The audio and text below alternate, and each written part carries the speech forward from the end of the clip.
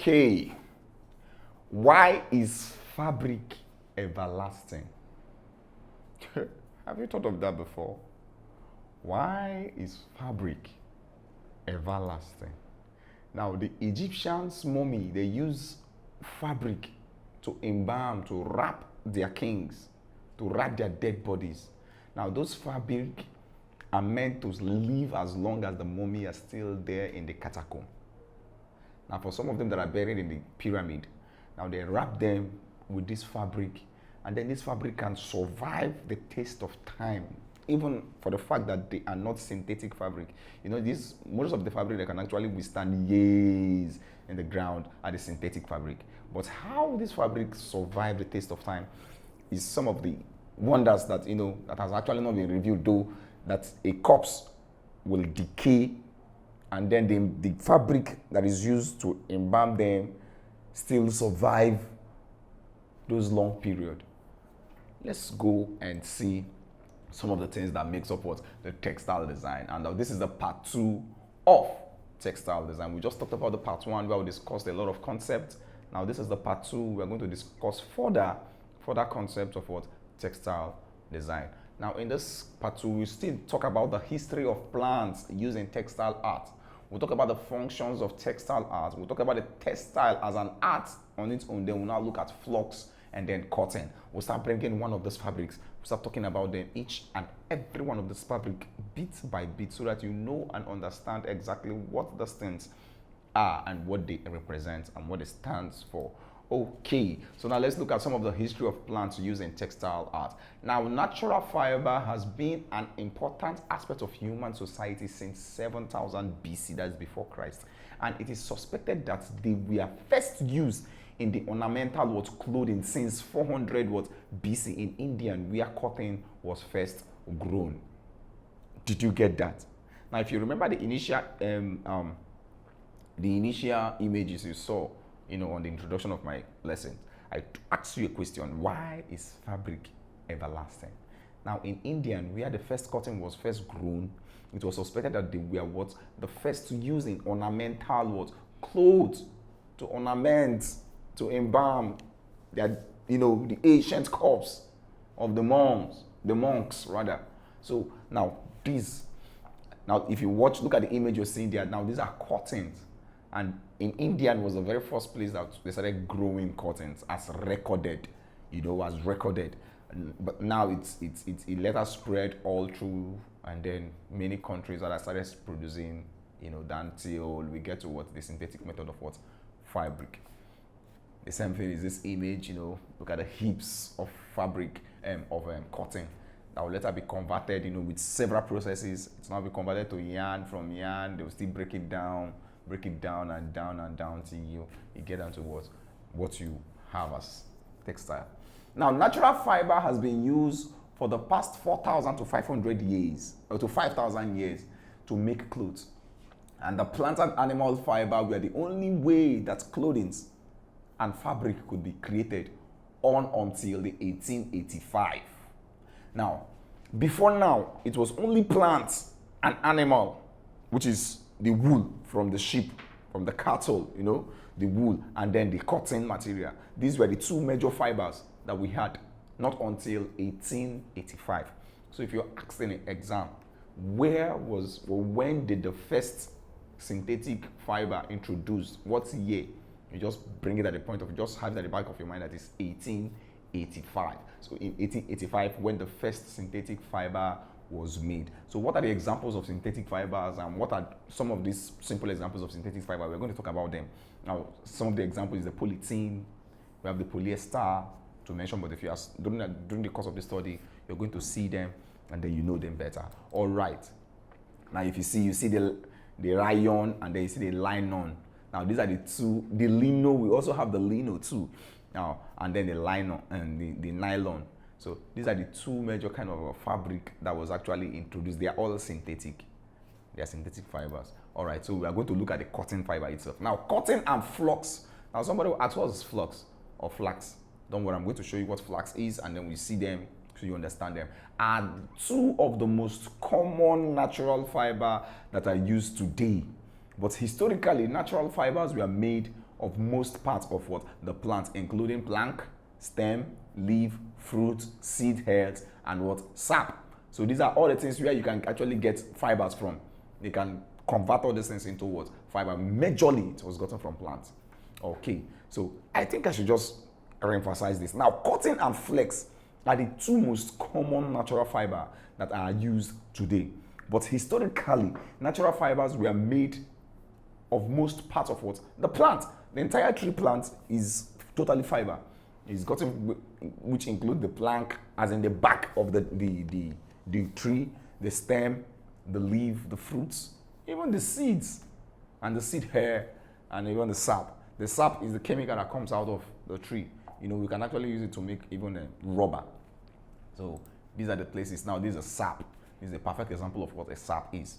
You know, those chemicals that comes out of a tree when you cut it, you know, it saps out. So they make fiber from this stuff. All right. Okay, now let's look at the functions of textile. And the image you're seeing is an interesting image of a fiber work that's nailed it. Now, from the early time, textile have been used to cover the human body and protect it from other elements. Even before now, they have been using textile, you know, to cover the human body for a lot of things, to protect from either heat or cold. When the weather is too hot, you use the lighter fiber to cover your nakedness and protect it from dust and germ. You know, when you have an injury, if you have a sore, you use fiber. You can't use iron. You can't use anything. Rather, use what? Fiber to cover that injury. If you have, you know, if you're feeling very cold, you need a fiber, the wool, to cover yourself. So from earliest time, textile has been used to cover the human body and protect it from other elements of what? Of social, you know, of the atmosphere. Now, to send social cue to other people. Now, if you watch the image there, it's an interesting artistic kind of a, you know, work. You know, for the fashion designers these days, we make a lot of funny things, and then now it is for entertainment. For entertainment. Now we are looking at, remember what we're looking at now is the functions of fiber. And I've told you first, it is used for, you know, to cover the human body against atmospheric what? Condition. Now for social cues, you know, to communicate to other people. Now this is a means of what? Communication to other people. So this is under function. Now to store, secure, or protect possession. To store, secure, or protect what? Possession. For example, you know, there are some packages that comes in cartons. Those cartons, most of them can be converted to fiber. They are made out of fibers. You see, so we use them to what? To store things, to secure them, and to protect one's possession. For example, in your house, your curtain blinds, you use it to protect wind and dust from entering into the building, into the house. So that's a perfect example of the image you're seeing on the screen. You know, the light curtain you have there, and your bed sheets, you know, in case the weather is too cold, your pillowcase, to mention but a few. All right. Now, to soften, insulate, and decorate living space and surface. It makes your living space soften, your bed sheets, your bed very soft, your chair, the sofa you have, you know, to insulate, to soften, and then to decorate. Look at the painting you have at the extreme. Canvas, as a matter of fact, when I say canvas, I mean the material, the fabric that is used in making a painting work is also is gotten from what? Fiber. Imagine a house without textile. You can't live there. Even the almighty glass house, there is what? Textiles in it. So, you know, you introduce textile to soften, one, to insulate, to decorate a living what? Space and surface. That's another function of textile. Now, the persistence of ancient textile art and function and their elaboration of decorative effects can be seen in a Jacobean era. Now, during this Jacobean era, you see they started embellishing textile. They introduced textile, you know, to represent royalty. Now, this can be seen in the portrait of Harry Frederick, the Prince of Wales, by Robert Park. Now, in one of his paintings, he painted. Let me just, I guess that should be my next slide. Yes, beautiful. Now the portrait that illustrates Prince Harry Frederick. Now, if you watch the portrait, if you see the detail, that's not what I'm trying to explain, but I'm trying to hit something. Now, if you watch, the artist made emphasis on the fabric What he was actually trying to sell was what? The fabric. Look at the detail he gave to the rug, the wall, the window. Even outside the window, he paid attention to eventually everything. All right. So, and this painting was done 1610. That was when this painting was created. All right. So now let's continue. Now the prince carpet, the hat is made of flat using the what? The most basic of cotton techniques. Now his clothing is made of what? Woven clothes, richly embroidered in silk, and his what? Stockings are needed.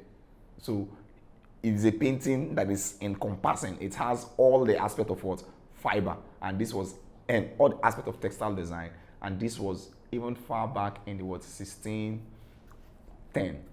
That was when that painting was created. His head, he stands on what? An ornamented oriental rug of wood, which softens and warms the floor, and then the heavy curtain that brought, this decorative effect on the room, and then that makes the room have this kind of dark, cold draft for form of what? Window, In fact, the whole thing is just trying to explain how cool textile design can actually affect a living space.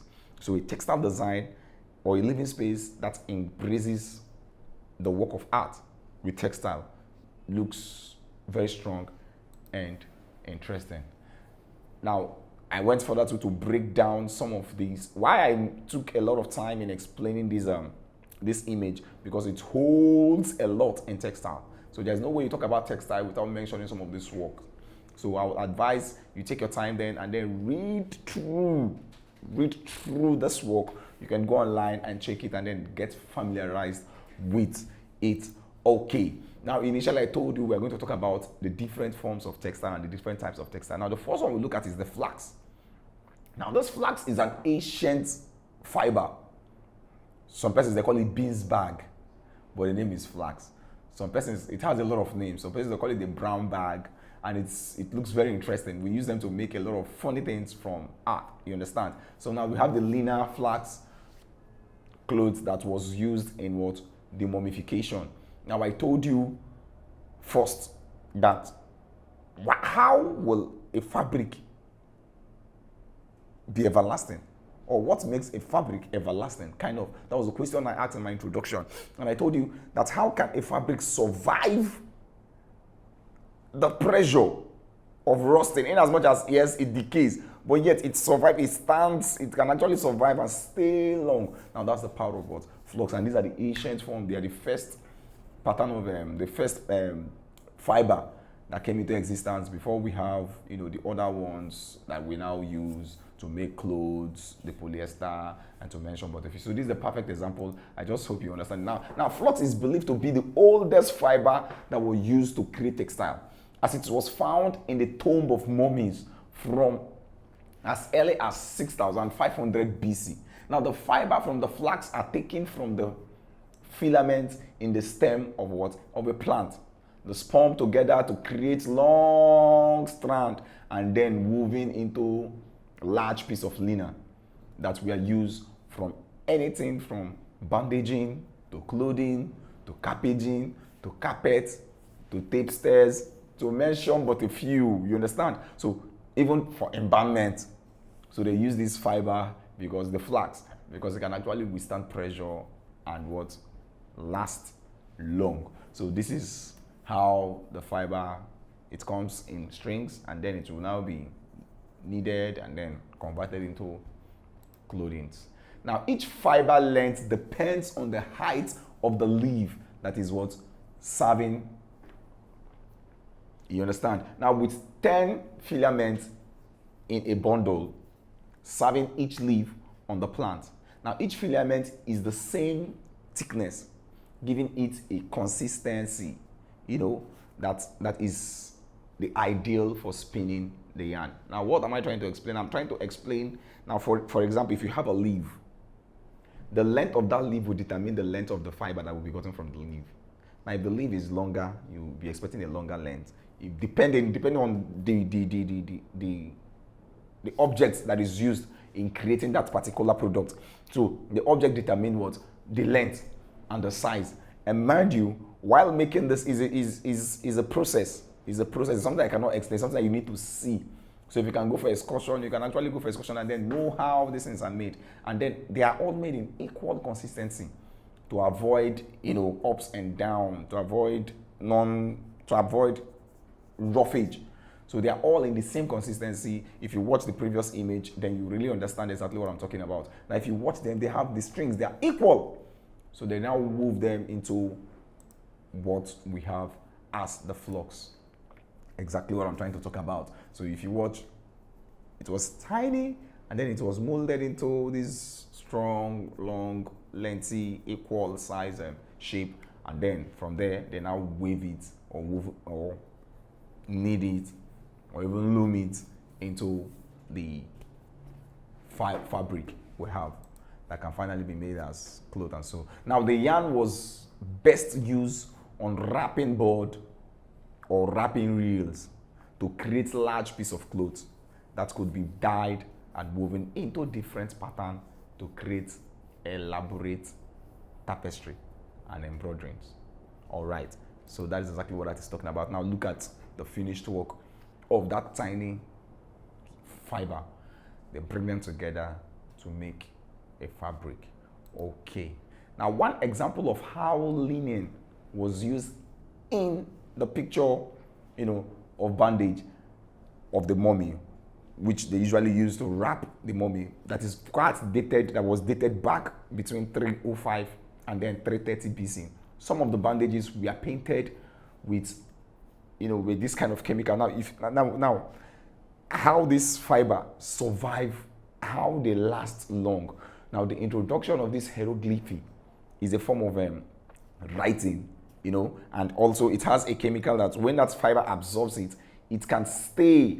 Now, if the person being buried was an important person, now that is when they can use that kind of fiber for, because they believe in life after death. So they try as much as possible to keep the body of their mummy to last, to stay long. You understand? So that is exactly what we are trying to explain in this part. Now, one example of how the linen was used is in the picture of the bandage that a mummy was wrapped in, dated between 305 and 30 BC. Now, some of the bandages were painted with the calligraphy if the person being buried was of importance to the community. So you just have this at the back of your mind that one of the perfect examples of that fabric, the flux we're talking about, is the mummy that was buried far back 305 and 30 BC. All right, so this is a picture, an example of what we are trying to see. Now, if you look on the body of the mummy, you start seeing this, you start seeing the fiber. I guess I should zoom close so you really understand. Yeah, so this is exactly how it looks. All right. All right, so let's go over to the next image. And this is another mummy too that is buried with that same fiber, with gold mask to keep them longer as they can. All right. All right, now, so the next one we'll talk about is the cotton. Now, the cotton is an ancient fiber. Now, looking at the image you've seen before you, on the screen, is a cotton tapestry that was woven into an intricate pattern in India. It's an ancient work. So that is one ancient work of the ancient, one wonders of the ancient world. Now, cotton was the first used in 5000 BC in India. It was first used in 5000 BC in India and in Middle East. Now, and spread to Europe after they invaded India in 327 BC. Now, the manufacture and the production of cotton spread rapidly in the 18th century, and it quickly became one of the most important textile fiber because of its comfort, durability, and absorbency. You understand? Because of how cotton was soft, it was durable, and it absorbed things, it became one of the most important fiber in the ancient world. Even on up till now, we still prefer cotton fiber as one of the best fiber that you can work with. One, it absorbs color, it stays, it keeps the color. The color does not really go in and then disappear. It retains the color and then projects it. The color comes out how it is because the cotton is really, they're white. and they're innocent. So anything you drop on them comes out the way it is. So the cotton was the first, like I said initially, was the first in 5000 BC in India, and then in the Middle East, and then it now spread to Europe after they invaded India in 327 BC. Then the manufacture and the production of cotton spread rapidly in the 18th century, and it quickly became one of the most important textile fiber among other ones because of its comfort, durability, and absorbency. All right, so that's the cotton we're talking about. Now, cotton fiber are seed hair formed in composal that grew after the plant flowers.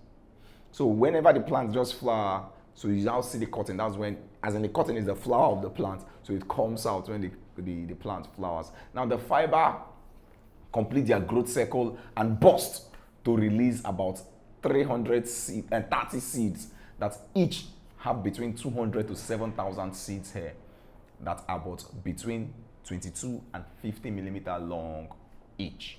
So whenever it bursts, it produces this seed hair, and in each of this hair, now those lumps are the seed hair. We have 30 pieces, we have from 200 to 700, and if you try as much as possible to bring out one, it is from 22 to 50 millimeters long. That's the length of the hair of those fibers. Now this is exactly what you're talking about. So when it bursts, the seed bursts, and then you start seeing those hair. So they can now be gathered, as cotton, and then go through the necessary process, and then you can actually use them as clothes or fabric. Now, about 90% of the seed hair are cellulose. Now, with the other 10% being wax, pattern, protein, and other minerals. Once it is processed, cotton can be spun into yarn of various thickness to be woven or kneaded into various different products such as velvet. We have the chambray, we have the JC, we have the funnel, we have the velvet, we have, to mention but a few, and that can be used in clothes, in tapestry, in rug, in drapes, in curtain blinds, in table cover, as anything you can think of. So that is what you can use that for. Now, as shown in the image of the cotton tapestry that was woven in India. So now that is an example of exactly what I'm trying to explain. So when cotton fibers, when the cotton germinate and form the flower, they're being gathered. So when they gather them, you process them. Then from that processing, you can process them into thick yarn, or you can process them into thin yarn, and then you weave them, or you can knit them now to make different things based on what you need them for. So this is an ancient, but it is still current. Most houses, you enter most houses, you still see some of these images that you can see now. So without having said all this, we've talked about flax, we've talked about cotton. So these are the two major fibers we talked about. But however, there are still a lot of fibers we need to talk about. And then we'll now go into the techniques of converting those fibers into the utilitarian or into the fabric or anything you want to use them for. Now, during the course of this study, let's do a quick summary of everything we've just discussed so far. Now, we talked about the history of plants that is used in textile art.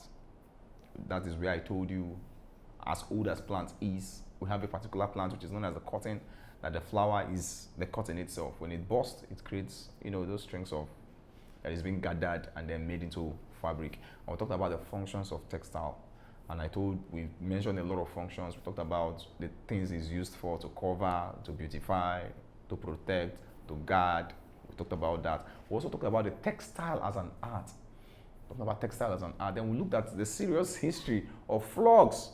That's when the mummy came in, the embalmment came in, how they used them, how it was able to survive the test of time, how it can actually last as long as it's lasted, because nothing can actually last forever. So, but it can actually, it stays, it can survive pressure. Little wonder they call it the beans bag.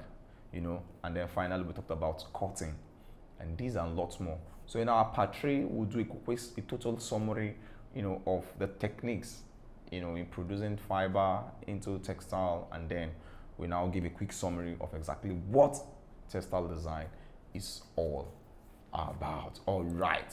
So now, without any further ado, let's try our hands in some simple question. Now, define flux. define flux. What exactly do you think flux is? Have you seen flux before? Can you explain what flux is? Good. So define flux. Now the next question is explain cotton. Explain cotton. In detail, I told us how cotton is gotten, how it grows, how the length of each cotton, the strings, the length of it, and then we talked about it in details. So if you can't remember, I would advise you go back to the video and go through it again and again so that you get acquainted with it. In your exam in WAEC, they might just ask you, discuss cotton. Then when they ask you some questions, what do you do? So I will advise you go back and then go through it again and again and then master it. Then finally, we'll talk about what? The flax. We define the flax, explain what flax is, and then you are good to go. Thank you very much for sitting back with us. But before you go, let's go over to our world where we'll try our hands in some on-ground wire questions, NECO questions, jump questions, at the exam guide. All right, so let's dive into.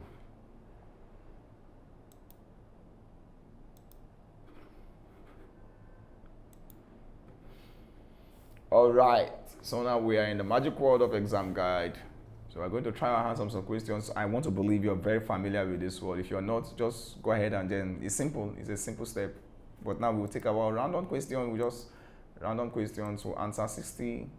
We've selected this topic. Select the topic we talked about, which is textile. We talked about craft work, talked about crocheting, and so you select them and then you click OK and then you click on Get Started.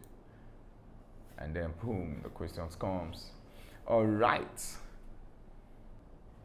Okay, now let's answer question number 4. Now, soaking and washing is associated to dash. Soaking and washing is associated to dash. A, is it associated to clay? Is it associated to leather, bronze, wood, or raffia? Now, the question you ask is, what is raffia? Do they soak leather? And do they wash leather? Do they soak raffia? Do they soak clay? Do they wash clay? Can clay be washed? Bronze, can it be soaked? Can it be washed? Wood, can it be soaked? Can it be washed? Now, the only two things there that can be soaked and washed is raffia and leather. But you don't necessarily have to soak a leather.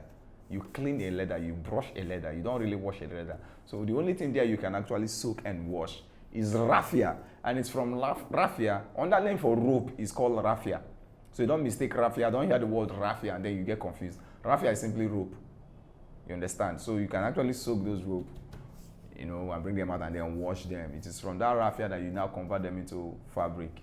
So they are just trying to twist and try your reasoning faculty. So the answer there is raffia. So let's get raffia. Okay, so now let's try question number 5. So which of the following is the commonest form of weaving?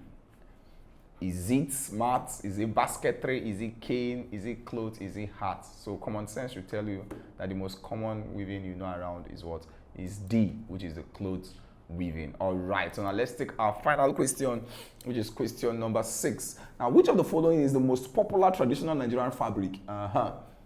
Which of the following is the most popular traditional Nigerian fabric? 1, is it Ankara? You know what Ankara is? Is Ankara Nigerian fabric?